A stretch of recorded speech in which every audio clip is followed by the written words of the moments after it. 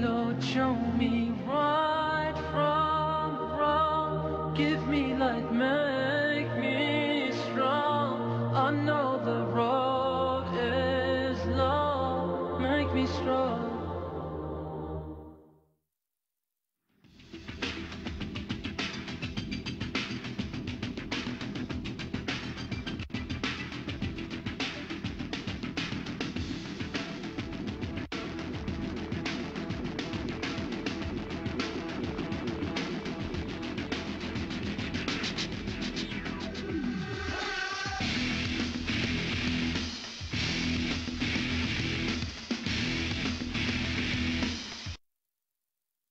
أعوذ بالله من الشيطان الرجيم بسم الله الرحمن الرحيم الحمد لله رب العالمين والصلاة والسلام على رسوله الكريم. My brothers and sisters, Assalamu alaikum wa rahmatullah. My name is Hafeez and welcome once again to Different Perspectives. Last week we started a series on this gold book that written by Imam Mustapha Bhagratty from the Balmain Masjid. And last week he covered a number of points on that, which I thought was very relevant. And the manner in which we did it was very comprehensive and easy to relate to, and looked at all the different aspects of the particular topic. Last week we went through the moon sighting issue, which, as we know, have been a perennial problem and a perennial embarrassment to the Muslim community, really. And some of us don't even realize that. Some of us, particularly the leadership, don't realize how embarrassing a small issue like that, which is fairly clear when, as we went through last week and pointed out, but in the context of what transpires every time we need to deal with it, it's such an embarrassment in the Muslim community, who pride ourselves as being the best of humankind. And from an organizational standpoint, it's really pitiful. But we went through that last week and showed clearly that that should have never been a problem, and it is very easy to sort out. And we hope that our leadership would understand and work that out and get it correct throughout the world, because there's provisions in Quran and Hadith for it to be done in that manner. This week we would be looking at the nisab, which is another issue that have some different perspectives, different ideas, and different interpretations. Again, it is something that really should not be one that to haggle about, but could easily be, the leadership could come together and really iron out that issue and take a stand. If there is the proper judgment and willingness to do so. So let me first of all introduce my guest once again. He is my Imam Mustapha Bhagratty. Assalamu alaikum and welcome once again to Different Perspectives and IBN. So the nisab, in your deliberation and study of this issue, what were the key issues that you saw? Okay, in terms of whether we should use gold or silver. Now, let's just give a little introduction to the nisab, sure. Right? You know, Allah subhanahu wa ta'ala, He has commanded zakah upon the Muslim, right? So it is the third pillar of Islam to pay a zakah. And He has made it a compulsory injunction, and all Muslims are required to submit themselves to it, right? Now, the result of withholding zakat is extremely severe. It is tremendous in terms of punishment in the hereafter. We wouldn't go into details on that. But as you mentioned that, let me just break your thoughts, thought here. Yeah. It is one thing I find that Muslims generally don't pay the kind of attention to it as we ought to. Guys would come on Eid and say, all right, here, take a 20. That is my zakat for you. Right, right. That's a lot of people mistaken regular charity or sadaqah with zakah. Zakah is a fixed amount of your savings over a period of a That year. is specifically Yeah, calculated. that's calculated. So Allah says in the Quran, He says, and there are those who hoard gold and silver and spend it not in the way of Allah, announce for them a grievous chastisement. So this is not the ayah on zakah, but Allah subhanahu wa ta'ala, He's telling you that it's a grievous chastisement. So the nisab now is the level at which you are at, after which you have to pay zakat, right? If you have so much savings over the year, and that is, and it's above the nisab, then you have to pay zakat. If you are below the nisab, then you can receive zakat. So I was saying you're right here, if you do not pay the zakat purifies your wealth. Right. So your wealth becomes haram. Whatever you purchase with it, whatever you consume of it, it also becomes haram for you. So it's very important that we observe this pillar of Islam. And the nisab really is supposed to represent the threshold of poverty. Below it, you are poor, considered poor. And above it, should be able to help others and so on. Also, the nisab comes into play when it comes to Qurbani and Eid al-Adha. Right. If you have the nisab, then you have to perform the Qurbani. As well as if you do not possess it, then you don't have to worry. Now, alhamdulillah, the Prophet ﷺ has given us the commodities by which we can calculate, base our zakat on, our nisab on. And the other categories, but what I currently use are gold and silver. Gold and silver, they are international. At the time when the nisab was set, it was 3 ounces of gold and 21 ounces of silver. There may be variations because of the conversion from the sort to the ounces and so on, right? But the important thing to note is at that time, 3 ounces of gold was equivalent to 21 ounces of silver in value. They were the same. And but since then, from then to now, the value of gold has superseded the value of silver. And so too, the cost of living has spiraled, right? So we have now a situation whereby we have to determine whether we continue or we use silver to calculate the set the nisab, or we use gold. Now, at this time, the value of the 21 ounces of silver is just over $2,000, right? 2,000 plus, and the value of 3 ounces of gold is about 24,000. Right. So you see the big difference that has taken place over the years. Now, But was it that it's supposed to be the value or the quantities? the The quantities was really, it was equated, the silver, the quantity of silver was determined based on that value that would have equated to what gold was. right, yeah, the 3 ounces. I think that's a key factor that the we 3 have. ounces of Gold was the standard. Yeah, And you the had 21 silver, ounces of silver right. was equivalent. So the 21 ounces was determined based on the value. So it was the value equivalent to gold, and that converted in what the ounce of silver would have put, right? Okay. And that's how they arrived. So we have two things. One is the value, and one is the quantity. Quantity, yeah. So, and then we work that out in terms of dollars. No. Now, some scholars advise that it is preferably to stay with silver, because with silver, and you have a small nisab, more people will be paying. But we have to look at other factors also, and to see whether it is really wise to remain with it.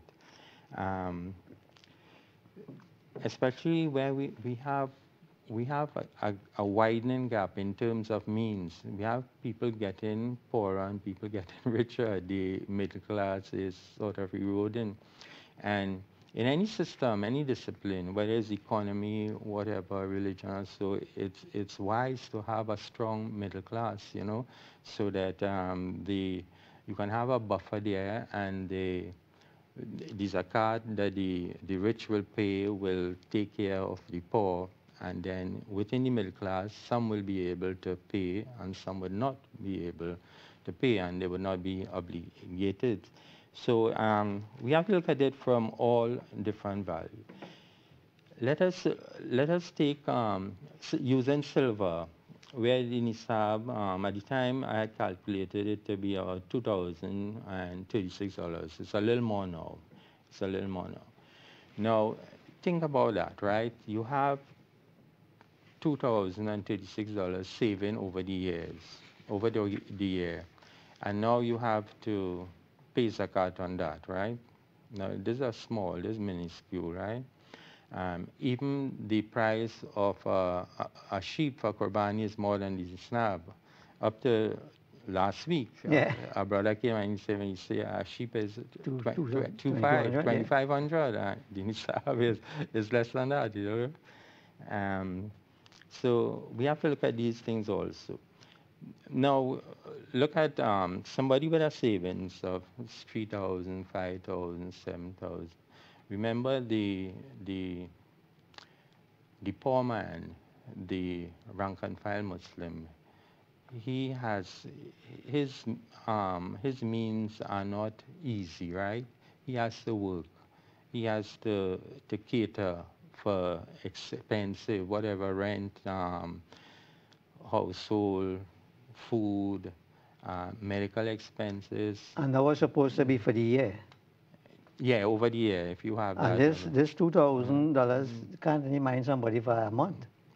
No, in today's world. No, I mean, this is like savings, Yeah. savings over the year. You have taken care of expenses during the year, and you have this small amount of saving. But as it is now with the situation, we need to have some savings. You do not know when an emergency can arise and that sort of thing. So the person with a small savings, he may find it difficult, right? He may find it difficult to eradicate all the savings. Yeah, and it comes back without anything happen, you know. They mercy. We look at the health system here, right? It's not everything available free at the government expense.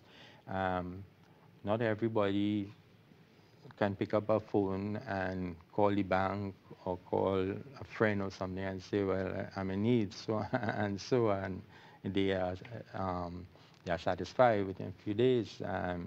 It's not so. The majority of people have to really fend for themselves, sort of thing. So, and Allah subhanahu wa ta'ala says He wants ease for His servants. Yuridu lakum bikumul yusra wala yuridu kumul usra. Allah desires for you ease. He does not desire for you difficulty. And we must bear that in mind whenever we're talking about Sharia, and so we bear that in mind. That's right, that's the key. That is the key. And I always tell people, if you get an injunction and you find it is causing difficulty, it seems difficult, check it again. That's right, something has to be wrong. Look for another opinion. That's see what is happening, because it is not meant to be. I mean, people may tell you that you're going fatwa shopping and use these sort of derogatory terms and that sort of thing. No, but it's just like you go to a doctor and the doctor tells you something, you know, and it makes you a little scared or so, or concerned. You go for a second opinion, you know, and you satisfy yourself. So, no, but I think in Islam it is even more than that, because the Sharia is designed to bring ease to Muslims, as you rightly said. And if it is that there are any aspect of either fiqh that when instituted creates hardship, then something has to be wrong with that particular ruling. I know you come into your favorite topic of Makasi. Yeah. So we must examine it and try and get a proper opinion and so on, you know. I'm not saying that run all about and No, of so course on, not. looking for something, somebody to tell you something that is wrong. Everything has to be within the Sharia, whatever. Allah subhanahu wa ta'ala, He tells us, He puts our minds at ease. He said, there is no blame on those who are infirm or ill, and who find no resources to spend, if they are sincere to Allah and is possible. No ground of complaint can there be against such as do right, and Allah is of forgiving, most merciful. So if you do not have to spend, Allah is not going to That's right. take you account. In another ayah, He said, let the man of means spend according to his means, and the man whose resources are restricted, let him spend accordingly to what Allah has given him. Allah puts no burden on any person beyond what He has given him. After a difficulty, Allah will soon grant relief. So definitely, Allah subhanahu wa ta'ala, He will take into account for what He has given you, right? If you below the nisab, He wouldn't take into account for not doing Right. qurbani or not giving zakah and so on. Only when at the time I was writing this, a brother came to me. It was just before the last Eid al-Adha, and he said, I have $4,000 here waiting to repair my roof for saving, and he had been saving over a period. So, but the time I had to do qurbani, So I explained to him the situation with the nisab of using gold and silver and so on. Because you see the difficulty we put him in. Yeah. He stayed in what period, and this is a man of small means who is putting aside a small amount every time, and he's accumulating. He still hasn't got enough to do Take the zero. repairs. I know, yeah, and saving, it's a thing. So we have to look at it as, we have to look at bringing some ease to him. You must also remember that when you bring ease to the Muslim, you can make him a better Muslim. That's right. Because then he will feel, well, Islam is for me, Islam it does not cause me difficulties, and then he is comfortable that... In fact, that was one of the justifications for having zakat to start with. To be able to bring ease, particularly to new Muslims who came without anything and was abandoned by their families, and to take care of them and bring them into the fold and put them on a footing that they could be self-sufficient. That was the whole basis of zakat. Right. And now we are trying to swing it around now to make it a hardship and put people into poverty. Well, we have to look at it. So that's the point you're making, that we need to examine that carefully to ensure that we are not doing that by applying rules of zakat. Right, and we should try and if we use, based on the value of silver, if we use that value based on the 21 ounces, right, we would be doing exactly that. And I think we would be using the 21 ounces rather than the value. So it is the value of what the gold was supposed to be calculated and bring a value to silver, and then convert the quantity, not the other way around.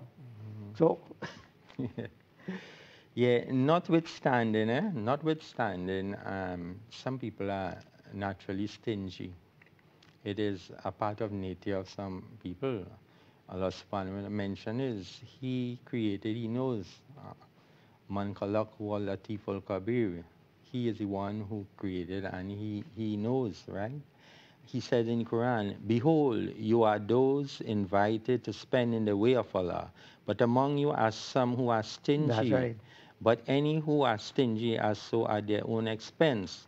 So it's not that we will say, fellow's stingy and leave him so there's no, we want to help him, right? If we could bring ease to him, right? We do it. As a matter of fact, the Prophet ﷺ, he gave us a dua, which according to some riwayats, he made the dua after every salah, right? And it goes like this: Allahumma inni a'udhuka min al-hammi wal-huzni wal-ajri wal-kasali wal-jubni wal-bukli wal-lalil daini wal-galabat rijal. Wallah, I seek refuge in thee from anxiety, worries, and sadness, right? And weaknesses, and laziness, cowardice. And I seek refuge in thee from miserliness, right? and also from the burden of debt and from the domineering of men, right? And if you look at that, look at how comprehensive that dua it is. It covers a whole lot of aspects of life, right? If you are out, if you Allah gives answer that dua and gives you relief, you are a contented person, you are pleased, right? So and this is a dua everybody must learn it and try to make the dua. And you could use it in English too. Yeah, yeah, You know. yeah. What I tell people, while you are learning the Arabic, get the meaning in English so you could say it in English. I know what you're saying. And then when you do know the Arabic and you're saying it, you also know the meaning English, of what right. you say it. So it helps. And so Allah does not want us to be stingy. He also does not want us to be to give so much that we get our own selves in difficulties, right? He says, make not your hand tied to your neck like a stingy person, nor stretch it forth to its utmost reach, so that you become blameworthy and destitute, right? So again, Allah wants ease. He do not want you to overspend and become poor. You know, some people like to go to the extreme, right? And as I told the Jamaat, extremism is bad. Anyhow, you look at it, even if it's in a good action, you take a good action and you go to the extreme, it becomes bad, That's right?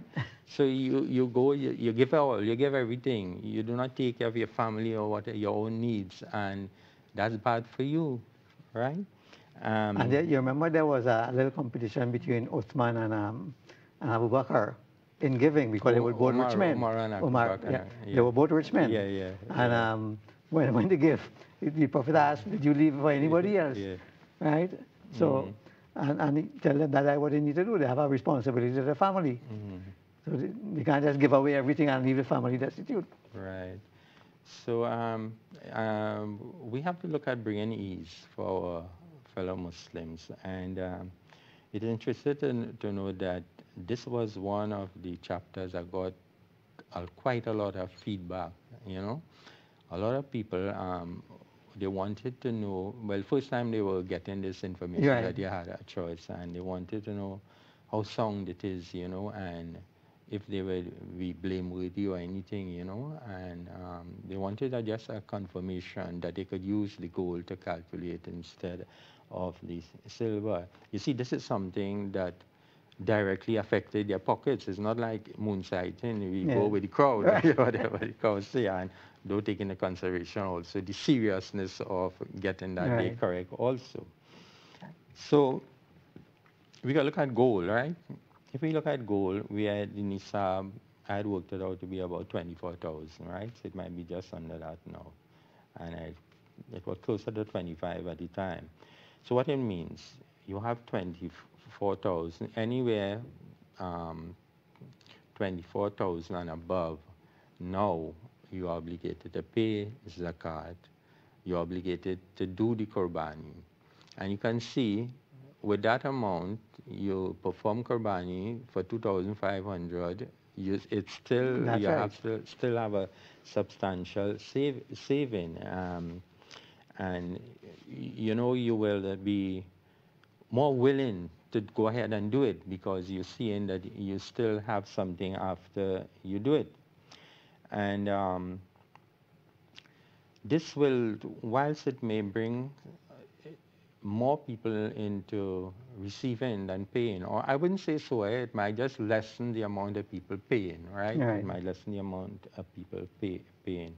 But even though you're not obligated to pay a zakat or do Qurbani, once you can afford it, you can do it. Nothing's stopping you. You get all the rewards, right?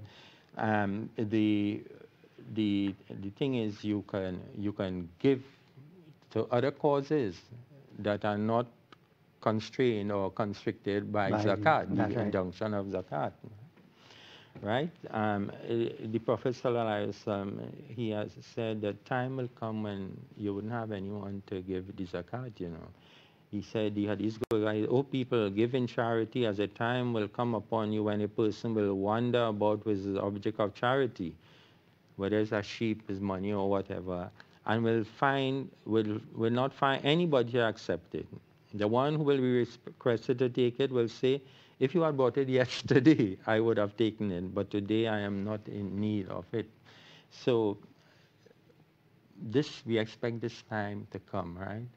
So we should be we could think, looking at transiting now from the silver into gold if we haven't done so already, because when that time comes, we will be deprived of that blessing. Actually, it is no. I know that Asia and Aswaji, which is Mohanasser, they use the gold. Use the gold. I think Darul Uloom use the silver. Now, I think so that is where they have a differentiation. Now, the question is, they're using silver, but are they using the right quantity silver? Now, if we look at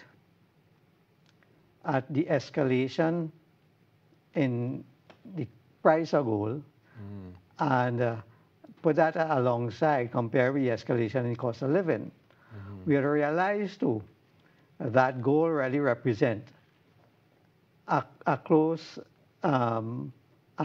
analysis to what the escalation of cost of living is. Yeah, all the currencies That's in the right. world are based tied on to gold. the gold. Yeah. And therefore, that is what would really give a truer indication of what the objective was in terms of the valuation for zakat. Because when you look at it in terms of over the period, in terms of the escalation of the prices, right? Whereas on the other hand, the demand for silver is not as it was before then, and therefore that is why the price is where it is. But the demand for gold gives a better comparison to what the escalation in the cost of living is. So that will give us a better comparison as to what we need to use. And what we have to bear in mind, switching the nisab to gold does not prevent us from spending. It's just that you have a wider choice on how to spend now. I mean, in terms of giving to causes, right? You have money which they do not come under the rules of zakat. So now you are free to dispose of that in other ways. You may have a cause you want to support, a cause for animals, a cause for cancer, some other thing, and you go ahead and you give it. You could give to non-Muslims, right? Hajj, people had to save money. Not everybody could just write a check and go and make Hajj. Over the years, people accumulate, and then if you before you reach 20, you have to give zakat on while you're saving and so on. That will bring also a little. Because look, to go to Hajj now is what, 50,000? A little more than that. 60, between 60 and 70,000. Yeah. So if one is saving to try and reach to be able to go to Hajj, that become very onerous if it is using $2,000 as savings after your nisab. So we have to be realistic and really in all aspects, as you said, in all aspects of what we are doing. All right, let me just take a break here and we'll come back and continue our discussion.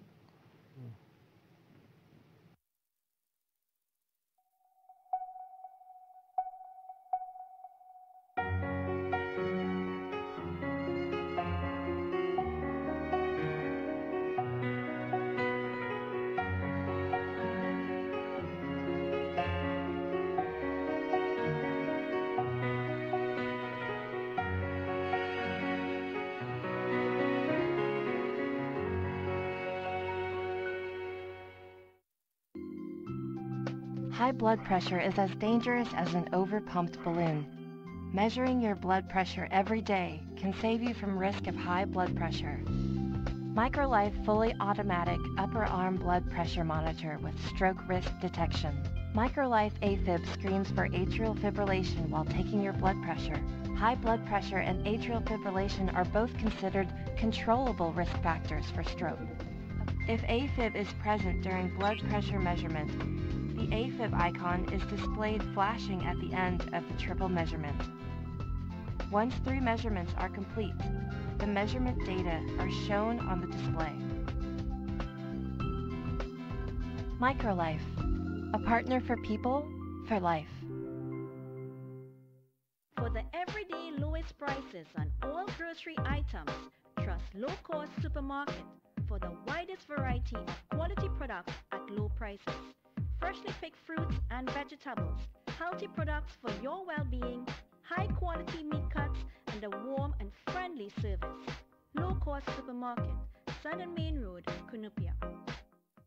Sheikh Leisha Limited, the leading manufacturers of vermicelli, split peas powder and grease-proof paper. We also manufacture a variety of paper and plastic bags. We have bags for French fries, sandwiches, popcorn, supermarkets, stores, and much more. Whatever your needs, trust Sheikh Leisha Limited for quality products. Sheikh Leisha Limited, Warrenville, Cunupia, telephone 665-3336. Oh.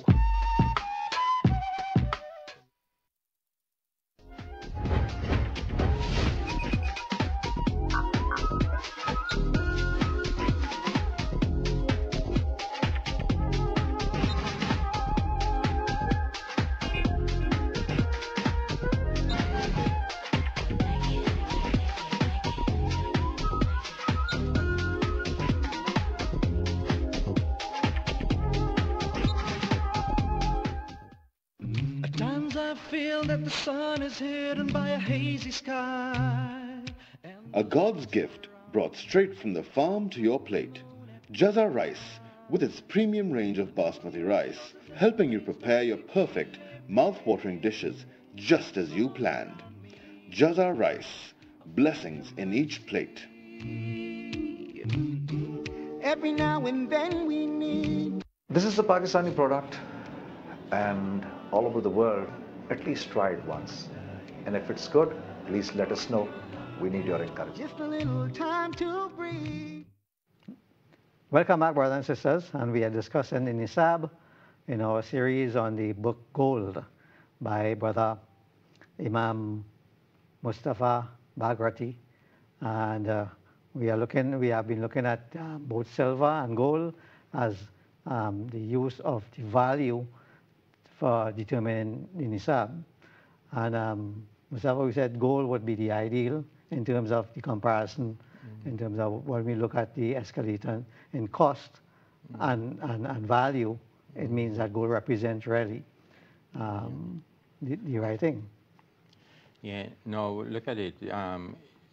With using the Nisab of gold, it allows you more disposable income, more income that you can spend freely. And you can take, for example, the family element. Is very important that you take care of your family.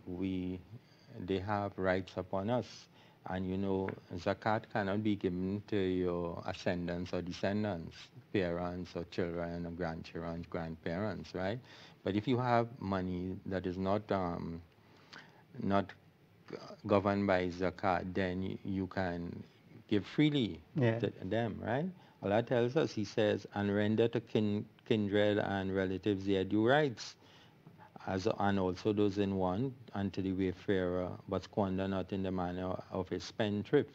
So take care of your relatives and those in want. There is where zakat, and the wayfarer is zakat also, right? And Prophet ﷺ stressed the importance of taking care of your family members. He says charity given to a poor man is just charity. But when given to a relative, it serves a double purpose, right, being both charity and a connecting link. So you get double rewards. We all know the saying charity begins at home, right? And then you have people now who are shy, right, to ask. They are poor, but they're shy to ask. That's right. And there's nothing wrong with shyness. The Prophet ﷺ says shyness is part of Iman, that is part of our faith too, so nothing wrong with it. And Allah mentioned those people in the Quran. He said, charity is for those in need, who in Allah's cause are restricted and cannot move about in the land, seeking help. The ignorant man thinks because of their modesty they are free of want. You shall know them by their unfailing mark. They beg not persistently from all and sundry, and whatever good you give, be assured Allah knows it well. So they do not ask, they do not come to you. You have to go That's to right. them, right? And this is a situation, right? I must say, the president in our Jamaat, he takes care that he always going to people and finding out what's the situation, in terms of medical bills, whatever, school children expenses and so on. And we have discussions regularly. People are modestly shy, they wouldn't come and ask, but it is our duty. I mean, we are small Jamaat with small means, but it doesn't mean that we cannot give somebody a plate of food or supply a book place, pay a medical bill or something. So that's something that is on. And that's why they have the administration of zakat is an important factor. And in most Jamaats, and even at the time of the Prophet, they had zakat administrators. And actually you could pay from zakat an administrator to do the job properly. That is an indication of how important it is. Yeah. So we need to understand that also. That is an important aspect of and it is, as you indicated, is really restricted to developing the Muslim community. But on the Quran, there's a lot of ayahs about giving to God a loan, right? A beautiful loan, right? Which means charity. Yeah. So charity is emphasized in the Quran on several situations, right? So we also have to give charity, and therefore, now there's another aspect of this in terms you have to look at the realities of cost now. Now, when we look at it, you have cancer, which is one of the biggest things now. You have 1 in 5 women in Trinidad have breast cancer. Treatment for breast cancer, you know what? Minimum $500,000. If you have diabetes, that is an ongoing expense that you have to have. If you have heart problems, heart disease, that's another ongoing thing. If you have to do operation, and these are things that happen on an ongoing basis. Because of our glasses now is about $3,000. Right?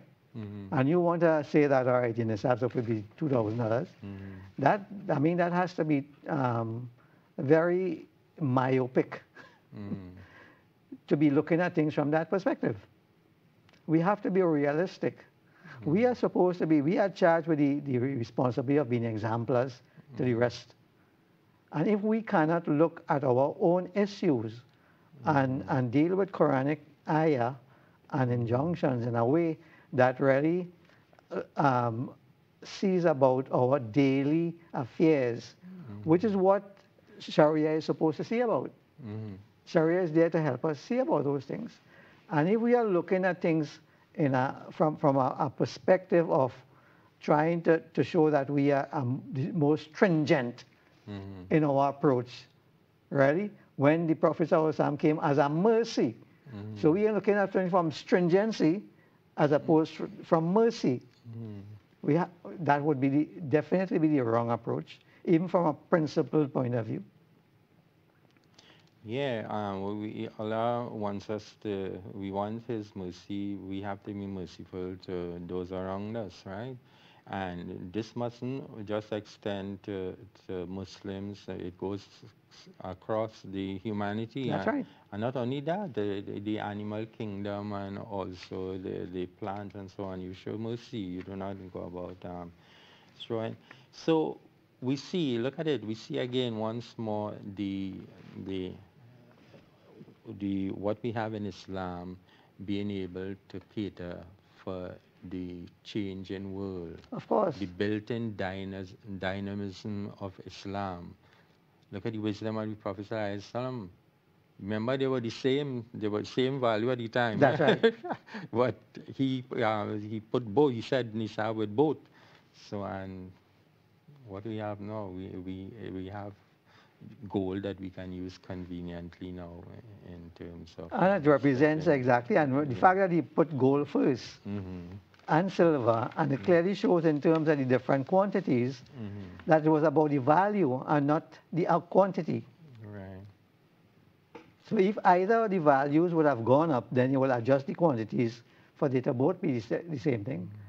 So now it should have been, instead of saying, all right, one is 2,000 and one is 24,000, it would mean that it would stay at 3, but this one would have increased to 300. Whatever the ratio would have been to ensure that it remains the same. But it's the value that was really of consequence in terms of determining, not the quantities of either gold or silver. Right, the value at the time. That's yes, right. Equated the gold, the value of the silver by increasing the quantity. Yes, so if we want to bring up That's silver, right. we have to use plenty more than That's right. 21 ounces of That's silver. right. Yeah. We have to bring the value the same Mm-hmm. and adjust the quantities accordingly. Yeah. So even though we set the nisab with gold and we see we have a little up to 24,000, you know, we have to give. Generosity is a hallmark in Islam. Prophet Sallallahu Alaihi Wasallam, he was most generous, right? Remember the guy who worked for him and he didn't collect his wages. Prophet Sallallahu Alaihi Wasallam, he invested the wages. When he came back to collect his wages, Prophet Sallallahu Alaihi Wasallam, he like, take this, all those sheep, cattle, everything, those are yours, that's your money. What was the result of that? He ran out bawling, "Oh people, when Muhammad gives, he gives all." And that was his Islam, accepting Islam and so on. So the beauty of Islam is displayed in the generosity of Muslims in one way or the other, right? And many other aspects also. So we have to look at it as in the context of, I say, ease. You're bringing ease to your brothers. You remember we want to protect ourselves from this quality of stinginess, which is existent, whether we like it or not. You know, we have to protect ourselves, protect our brothers. So we give a little more leeway with the goal. You know, you have a little more money before you start to pay zakat and before you have to make the qurbani. You have people have expenses. You know, suddenly someone becomes ill, right? 2,000 is nothing. Maybe you have to take an X-ray now, so it exceeds that. So you have a little bit. MRI is about 3,500. Yeah, you have the children needs to study and so on. You need to take care of it. And if you just give me 1 minute, let me thank my niece for doing the typeset for this. Sure. She will be going to Canada to further her studies. I want to wish her all the best. She did a very good job. I just told her what I wanted in terms of readability and so on, and she did a very good job. All right. That. I think just as we saw in the analysis of the moon sighting, I think as Muslims we have to really look at things from a world view and understand that we don't really look at things from a little village point of view and what obtains. We have to look from a world view. Islam is at every corner of the country. I was surprised we had the Caribbean conference here 2 weeks ago. We had representatives from 25 countries in the Caribbean. Okay. 25 countries. Subhanallah. And this Cuba, Belize, Suriname, so as the north, on the west, and the south, and all the others inside, Martinique, Guadeloupe, Curacao, from all over. So we have to understand that we have to look at things from an Islamic standpoint, from a very broad view, and understand that this is being applied, right, and to the world. We are supposed to be examples to the world, and how we deal with these issues. And we can't be looking to have one thing, little thing here, one little thing there. We have to learn that we have to deal with things as the Prophet did. He did it on the overall basis, and we have to meet now that we have that kind of communication capabilities now to be able, Okay, fine. Before we probably didn't have it. So fine, you make fiqh issues and fatwa based on the local situation as much as possible. And still that obtains. But when we are dealing with issues like this, gold is the standard for the world. We know that. And therefore, that is what we should, all currencies are tied towards the value of gold. Right, yeah. And that's an international thing. So why are we not doing the same thing? And therefore, the standard of living and the currency by which you live by is tied to gold. Right. But now you want to make the nisab tied to something else. We have to be intelligent about what we are doing and what decisions we are making and how we look, because as you said, the shura must continue. That's right. Yeah, because look at even the Prophet ﷺ with all his wisdom, Allah subhanahu wa ta'ala commanded him to make shura, right? Right. And why should we not be making shura now, right? It is that is part of our deen, part of what we are required to do. That's right. Make sure, have discussions, and come up with what is best for us in our own situation and that sort of thing, you know. And sure, it doesn't necessarily mean you have to go and meet with all the people. If you're dealing with financial issues, you will want to deal with the financial experts. Right, that is sure that you have to have the financial experts in different areas. Right. But what we have now is people who don't have financial expertise want to make fatwa on financial issues, and vice versa. Right? So we have to have that kind of shura with the respective ulama in the different disciplines that we deal with. We have social scientists now who should be making decisions on having shura on issues pertaining to those social sciences issues and sociological issues. And therefore, when the theologist wants to make decisions on all those areas that they don't have any competence in, that is where the problem comes in.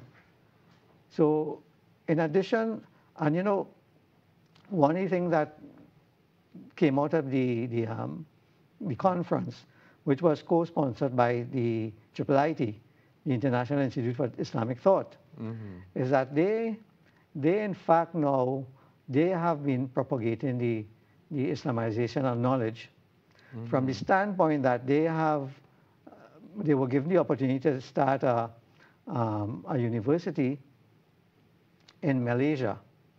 And all their disciplines in sociology and accordingly, they have now put an element of Islamic studies and sociology, all the different disciplines in sociology. So that's what we need to be doing. So when they finish there, now they're able to link the two. Now we have people who do Islamic studies, and all they know is Islamic studies and nothing else.